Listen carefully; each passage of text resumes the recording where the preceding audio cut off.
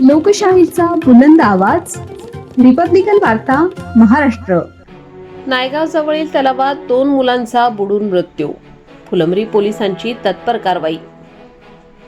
छत्रपती संभाजीनगर तालुक्यातील नायगाव जवळ असलेल्या तलावात 2 तरुणांचा पाण्यात बुडून मृत्यू झाल्याची दुर्दैवी घटना घडली आहे. या घटनेमुळे परिसरात हळहळ व्यक्त केली जात आहे.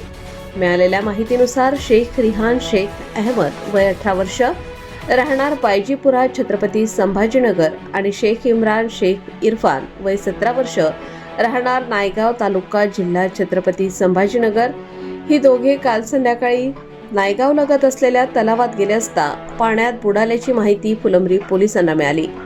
माहिती मिळताच पोलीस निरीक्षक संजय सहाणे, सहाय्यक पोलीस निरीक्षक संभाजी वडते, पोलीस उपनिरीक्षक सुग्रीव चाटे तसेच पोलीस हेड कॉन्स्टेबल अनंत पाचंगे, गोरखनाथ कणसे, समाधान लोखंडे आणि अनिल शिंदे यांनी तात्काळ घटनास्थळी धाव घेतली. पोलिसांनी त्वरित फायर ब्रिगेडला पाचारण केले. फायर ब्रिगेडच्या मदतीने तलावात शोध मोहीम राबवून दोन्ही मुलांचे मृतदेह पाण्याबाहेर काढण्यात आले. दोन्ही तरुणांना तातडीने अँब्युलन्सद्वारे फुलंब्री येथील घाटे रुग्णालयात पाठवण्यात आले. मात्र डॉक्टरांनी त्यांना मृत घोषित केले. या घटनेने परिसरात शोककळा पसरली आहे. या प्रकरणी पुढील तपास पोलीस उपनिरीक्षक सुग्रीव चाटे करीत आहेत. रिपब्लिकन वार्ता, महाराष्ट्र वृत्तवाहिनी, औरंगाबाद. मराठवाडा उपसंपादक अकबर शहा.